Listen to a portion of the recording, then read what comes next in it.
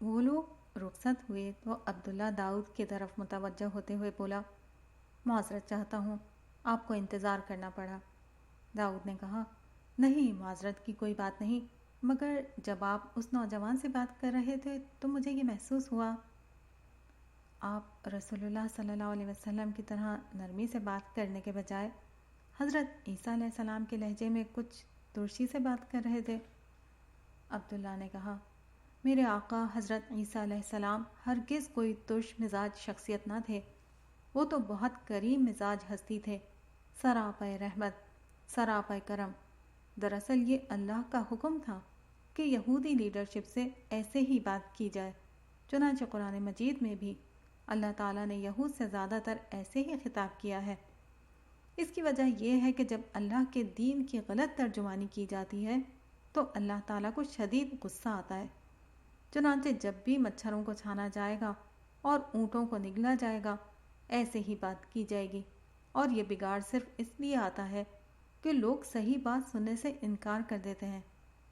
عبداللہ نے دکھی لہجے میں اپنی بات جاری رکھی، دراصل ہمارے مذہبی مزاج کا سب سے بڑا مسئلہ یہ ہے کہ جو شخص جس عالم اور جس فرقے میں جا کر بیٹھ جاتا ہے، اس کی کہی ہوئی ہر بات کو حرف آخر سمجھ کر پورے اعتماد سے آگے بیان کرنا شروع کر دیتا ہے، اس کے لیے لڑنا جھگڑنا بھی شروع کر دیتا ہے، اور آخر میں دوسرے شخص کی گمراہی اور کفر کے فتوے دے دیتا ہے، گویا وہ وقت کا پیغمبر ہے اور اس پر وحی اتر رہی ہے، جو اس نے سمجھ لیا وہ گویا اللہ کا کلام ہو گیا۔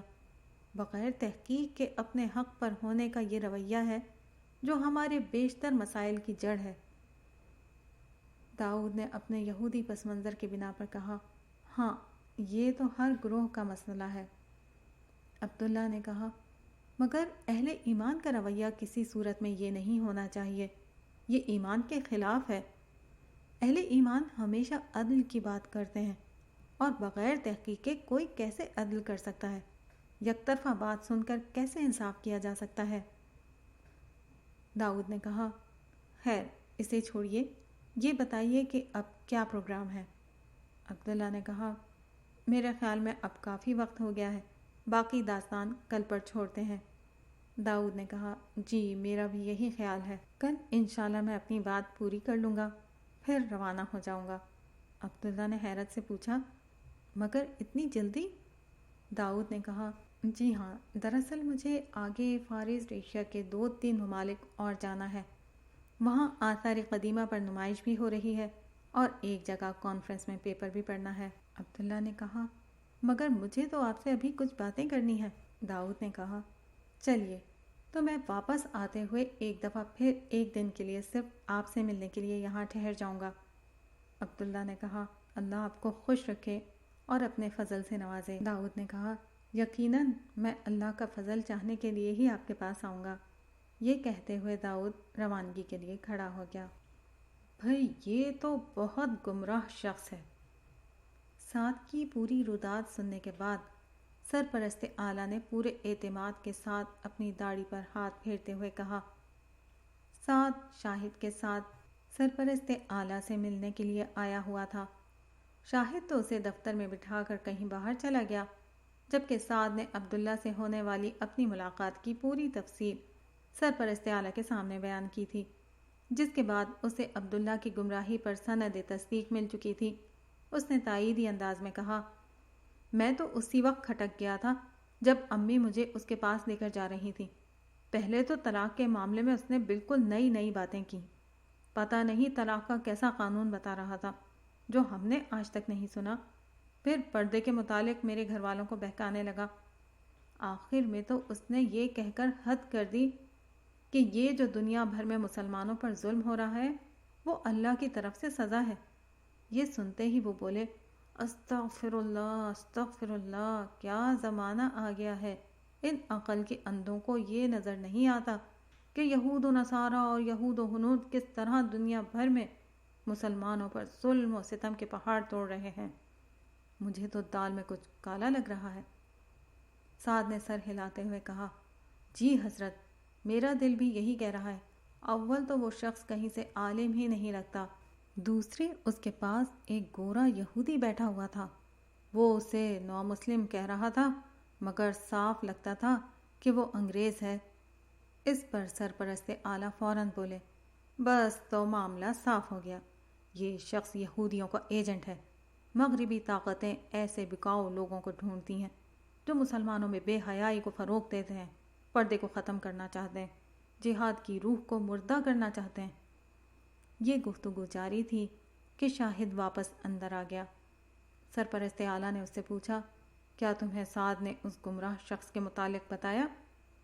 شاہد نے کہا، جی بتایا تھا، میں تو پہلے ہی اس شخص سے واقف ہوں، ہمارے کئی لوگوں نے اس کے بارے میں بتایا ہے۔ یہ ایک گمراہی ہے جو پھیل رہی ہے۔ یہ شخص بظاہر دعوت کی بات کرتا ہے، ایمان و اخلاق کی بات کرتا ہے، مگر سعد کی باتوں سے تو بالکل واضح ہو چکا ہے کہ یہ تو مغربی طاقتوں کا ایجنٹ ہے۔ یہ شخص تو یہودیت اور عیسائیت کو ہمارے ہاں پھیلانا چاہتا ہے، بلکہ مجھے تو یہ بھی لگتا ہے کہ یہ قادیانیوں کا بھی ایجنٹ ہے۔ مگر اس مسئلے کا حل کیا ہے؟ سرپرست اعلیٰ بولے، اس کا حل یہی ہے کہ اس فتنے کو بے نقاب کیا جائے، اہل حق کے تمام رسائل میں اس کے خلاف مضامین لکھوائے جائیں، اس کے باطل نظریات اور گمراہ کن خیالات سے پردہ اٹھایا جائے، لوگوں کو اس کی بات سننے اور پڑھنے سے منع کیا جائے، ای میل، انٹرنیٹ اور فیس بک کے ذریعے سے اس کے خلاف وسیع پیمانے پر مہم چلائی جائے، دیگر دینی گروپوں کو بھی ساتھ میں لایا جائے۔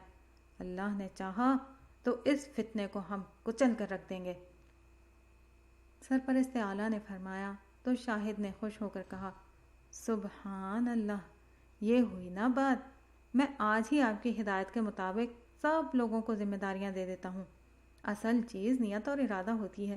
ایک دفعہ گمراہی ڈھونڈنے کی نیت کر لی جائے تو کسی بھی شخص پر بڑی سے بڑی گمراہی نکالی جا سکتی ہے۔ ہم انشاءاللہ اس شخص میں گمراہی کے ایسے ایسے پہلو نکالیں گے کہ لوگ اس کا نام سننا پسند نہیں کریں گے۔ پھر بات سے بات جب پھیلے گی تو باقی لوگ بھی اس گمراہی کا پردہ فاش کرنے میں ہمارا ساتھ دیں گے۔ ایسے فتنوں کا قلع قمع کرنا ہمارا کام ہے۔ سرپرست بولے، ہمارا کام یہ ہے کہ اتنا نفرت انگیز پروپیگنڈا کریں کہ لوگ یہ یقین کر لیں کہ یہ شخص شیطان کے سوا کچھ نہیں، تب ہی وہ اس کی باتیں سننے سے باز آئیں گے، ورنہ یہ بدبخت ایسی باتیں کرتا ہے کہ ہر شخص سننے پر مجبور ہو جاتا ہے۔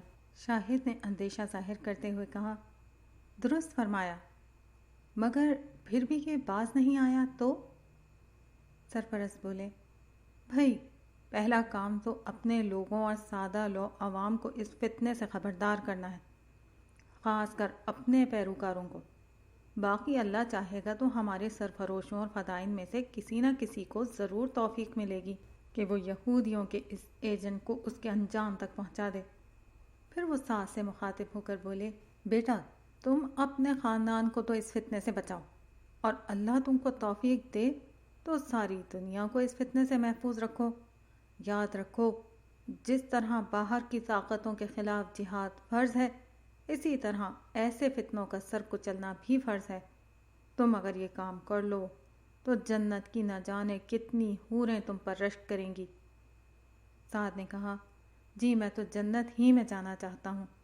سرپرست اعلیٰ خوش ہو گئے اور شاہد کو ہدایت دینے لگے، بس تو پھر دونوں کام آپ کے ذمہ ہیں۔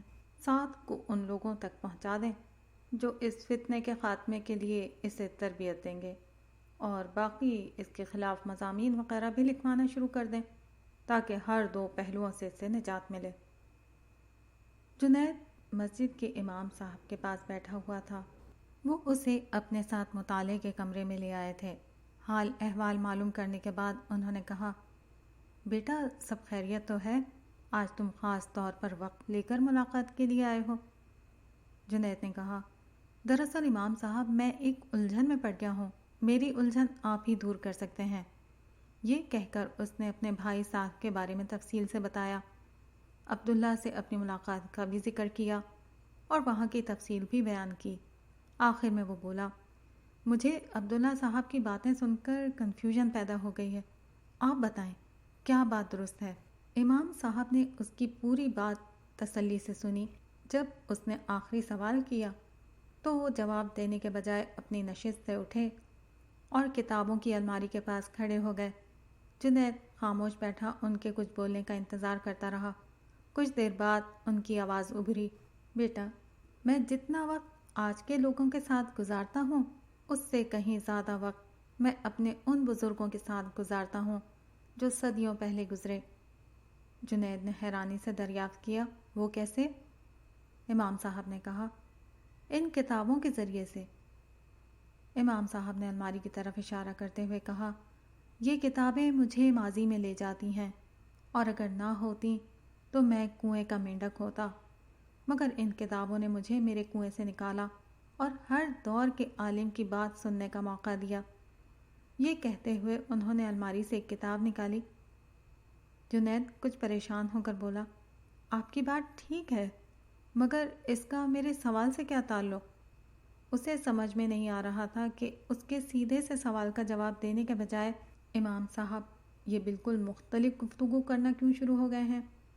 اس کی بات سن کر امام صاحب واپس اس کے پاس آ کر بیٹھ گئے اور بولے، بیٹا میں تمہارے سوال پر ہی آ رہا ہوں، مگر اس وقت میں تمہیں یہ سمجھا رہا ہوں کہ یہ کتابیں نہ ہوتیں تو میرا جواب بہت مختلف ہوتا، مگر ان کتابوں کی دنیا میں رہنے کی وجہ سے میرا جواب کچھ اور ہے۔ وہ یہ کہ کوئی بات نئی یا مختلف لگے تو پریشان نہیں ہونا چاہیے، دلیل پوچھنی چاہیے، دلیل درست لگے تو مان لینا چاہیے، ورنہ نہیں ماننا چاہیے۔ جنید نے سمجھنے کے انداز میں سر ہلایا۔ امام صاحب بولتے رہے، ہمارے اسلاف کی یہ روایات ہیں کہ وہ دین پر سوچتے تھے، غور کرتے تھے، مسائل کا حل ڈھونڈتے تھے۔ یہ کام جیسے ہی شروع ہوگا اختلاف رائے سامنے آ جائے گا۔ اس اختلاف رائے میں بڑی رحمت ہے، مسائل کا حل اسی سے نکلتا ہے۔ ہمیں اس اختلاف رائے کو برداشت کرنا چاہیے۔ یہ کہتے ہوئے انہوں نے میز پر وہ کتاب رکھ دی جو ان کے ہاتھ میں تھی اور بولے، یہ 6 صدی کے ایک بہت بڑے عالم، فلسفی اور قاضی ابن رشد کی کتاب بدایۃ المجتہد و نہایۃ المقتصد ہے۔ ان کا تعلق اسپین سے تھا اور وہ قرطبہ کے قاضی القضاء تھے۔ اس کتاب میں ہمارے دین کے ہر اہم مسئلے کے بارے میں تمام ائمہ کے اختلاف نقل کر دیے گئے ہیں۔ اس کتاب کو پڑھ کر تمہیں اندازہ ہوگا کہ ہمارے اسلاف اختلاف رائے کے کتنے عادی تھے، مگر اختلاف کے ساتھ وہ اپنی دلیل بھی بیان کرتے تھے اور دوسروں کو بھی حق دیتے تھے کہ وہ دلیل سے جس بات کو چاہیں بیان کریں۔ جنید نے کہا، آپ کی بات ٹھیک ہے، مگر عبداللہ صاحب کی باتوں کے بارے میں آپ کی کیا رائے ہے؟ امام صاحب نے کہا، دیکھو، طلاق کے قانون والی بات ان کی بالکل ٹھیک ہے۔ سارے فقہا طلاق کے اسی طریقے کو درست یا سنت طریقہ قرار دیتے ہیں جو انہوں نے بیان کیا۔ پردے والی بات بھی ٹھیک ہے، یہ بھی کوئی متفقہ مسئلہ نہیں ہے۔ البتہ یہ بات کہ مسلمانوں پر غیر مسلم اقوام کا غلبہ اللہ کی طرف سے سزا ہے، یہ بات میرے لیے ذرا نئی ہے، مگر میں اسے رد کرنے کے بجائے اس پر سوچنا پسند کروں گا۔ بات سمجھ میں تو آتی ہے، لیکن مجھے اسے تفصیل سے دیکھنا ہوگا۔ پھر وہ ابن رشد کی کتاب کی طرف متوجہ ہوئے۔ ابن رشد کی بعض فلسفیانہ افکار کی بنا پر ان پر کفر کا فتویٰ لگایا گیا۔ ان کی بیشتر کتابیں جلا دی گئیں اور ان کو جلا وطن کر دیا گیا۔ یہ سوچ کبھی کسی معاشرے میں خیر نہیں لا سکتی۔ اس سوچ نے آخر کار اسپین کی اس ریاست میں، جہاں مسلمان سب سے زیادہ ترقی کر رہے تھے اور علم و ہنر میں آگے تھے، ان کو سب سے پیچھے کر دیا۔ ابن رشد نے امام غزالی کی اس تنقید کو رد کر دیا تھا جو انہوں نے فلسفے پر کی تھی۔ ابن رشد کے فلسفیانہ افکار کا جواب بعد میں امام ابن تیمیہ نے دے دیا۔ علم کی دنیا میں یہ معمول کی بات ہے، یہاں دلیل کا جواب دلیل سے دیا جاتا ہے، مگر ابن رشد کے ساتھ جو سلوک ہوا اس نے مسلمانوں میں علم کی روایات کو مردہ کر دیا۔ ابن رشد ہمارے ہاں مردود ہو گیا، مگر اہل یورپ نے اپنی درسگاہوں کے نصاب میں اس کی کتابیں داخل کر کے اتنی ترقی کر لی، ہم ہمیشہ کے لیے سائنس میں پیچھے رہ گئے۔ اختلاف رائے کو برداشت نہ کرنا ہی ہمارا اصل المیہ ہے، مگر افسوس کہ آج بھی ہم یہی کر رہے ہیں۔ جنید نے کہا، آپ کی باتیں سمجھ تو آ رہی ہیں۔ امام صاحب نے کہا، شاید اسی لیے سمجھ میں آ رہی ہیں کہ تم بہت زیادہ مذہبی نہیں ہو۔ ورنہ جو شخص مذہب سے جتنا قریب ہوتا ہے اس کا دماغ ایسی باتوں کو سمجھنے کے لیے اتنا ہی کم کام کرتا ہے۔ انہی ابن تیمیہ کو دیکھ لو جن کا میں نے ابھی ذکر کیا، ان کو تو کئی گروہوں نے آج کے دن تک معاف نہیں کیا۔ آج تک ان کے کفر اور گمراہی کے فتوے عام ہیں، اور سب سے بڑھ کر ہمارے امام اعظم امام ابو حنیفہ کی مثال ہے۔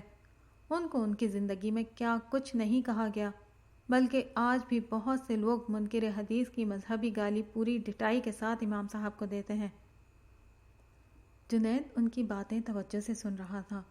اس نے دل میں ارادہ کر لیا کہ وہ عبداللہ سے دوبارہ ملاقات ضرور کرے گا۔ چلتے وقت اس نے امام صاحب سے پوچھا، میرے لیے کوئی نصیحت؟ اس کی بات پر امام صاحب نے کہا، جنید بیٹے، آج بھی ہم نے اپنے اہل علم کے ساتھ یہی رویہ رکھا تو ہم کبھی دنیا اور آخرت کی بھلائی حاصل نہیں کر سکتے۔ یہی تمہارے لیے میری نصیحت ہے۔